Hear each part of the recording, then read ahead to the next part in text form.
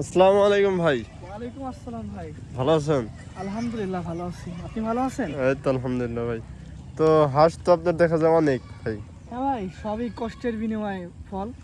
আপনাদের দোয়া, আল্লাহর দোয়া। হুম। তাহলে ভাই কয়টা দিয়ে প্রথম শুরু করছিলেন আপনি? এখন ভাই, এখন কথা কি যে একবার যদি 100-200 দিয়ে শুরু করা যায়, ওটা আপনার যদি মারা যায় বা লস হয়, তাহলে কিন্তু আপনি পরবর্তীতে শুরু করতে পারবেন না। হুম হুম হুম। এজন্য আপনার অবশ্যই উচিত হবে 2টা-5টা দিয়ে শুরু করার। আর এইভাবেই আমিও 2টা দিয়ে প্রথমে শুরু করছি। এখন ভাই আপনার খামারে কয়টা আছে প্রায় এখন রাজহাঁস? আমার 200 প্লাস হাঁস আছে। মাশাআল্লাহ অনেক। হ্যাঁ। সবই ভাই এখন তো কষ্টের বিনিময়ে ফল। হ্যাঁ এখন তো ডিম দিতেছে না? হ্যাঁ, এই যে কিছু ডিম দিচ্ছে, আবার কিছু ডিম দিচ্ছে না। ও, এই আপনার শখানেক মতো ডিম দিচ্ছে। আচ্ছা আর আচ্ছা। শখানেক ভিতরে ভাই আপনার বাচ্চা তো আপনি মেশিনে উঠাইতেছেন না? এখন ভাই মেশিন হচ্ছে অর্ডার করা হয়েছে। ও অর্ডার করা হয়েছে, এখন 2-1 বেলার ভিতরেই আসবে। এখন আপাতত কিছু হাঁস ওই ডিম নিয়ে বসে আছে। ও, ভাই তাহলে আপনার সাথে যদি কেউ মানে যোগাযোগ করতে চায় তাহলে আপনার নাম্বারটা আমি দিয়ে দেবো না, আপনার নাম্বারে যোগাযোগ করুন। হ্যাঁ কেউ যদি অবশ্যই। বাচ্চা নিতে চায় তাহলে আপনার সাথে যোগাযোগ করলো। এখন বাচ্চা যদি নিতে চাই, অবশ্যই আমার সাথে যোগাযোগ করা। কারণ আপনি যদি পারেন তো নাম্বারটা দিয়ে দিয়েন। ইনশাল্লাহ দিয়ে দেবো। আর ভাই শুনেন, আমি যেহেতু বললেনই, আমি যারা কৃষকই বা মানে ফার্মে যারা মানে নতুন হাঁস মুরগি উদ্যোক্তা।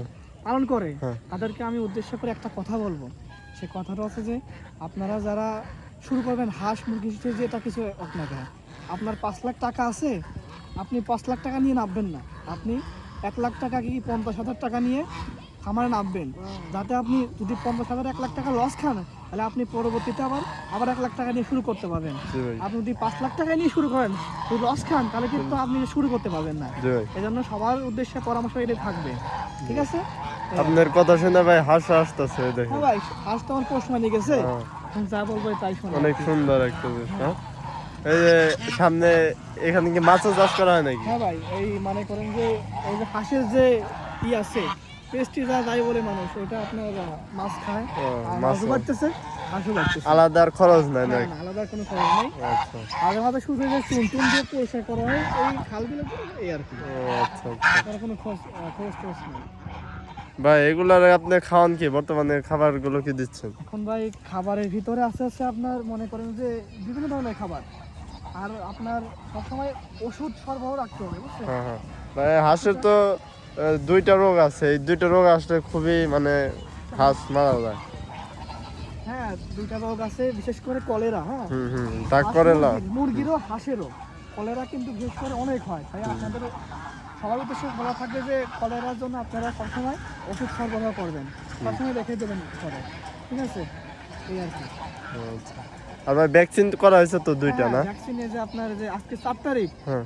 এই যে এই মাসের 1 তারিখে সবগুলোর ভ্যাকসিন করা হয়েছে, আচ্ছা। যাতে কোনো অসুবিধা না হয়। হুম, আচ্ছা আচ্ছা। তাই ভাই তাহলে আসি আজকের মতো এখানে। ভালো থাকবেন, আবার আসবেন ইনশাল্লাহ। সবাইকে বলে দেবেন হাঁসের বাচ্চা বাচ্চা আছে। লাইক কমেন্ট আর অবশ্যই এই ইউটিউব চ্যানেল। ইউটিউব চ্যানেলটি সবাই লাইক কমেন্ট শেয়ার করে দিবেন। ভাই আমার অনেক দূর থেকে এসেছে, ভাইকে সবাই ভালোবাসবেন, ভাইও আপনাদেরকে সবাই ভালোবাসবে। তাহলে আজকের মতো এখানেই বিদায়। সবাই ভালো থাকবেন, ইনশাআল্লাহ আবার দেখা হবে। ইনশাআল্লাহ।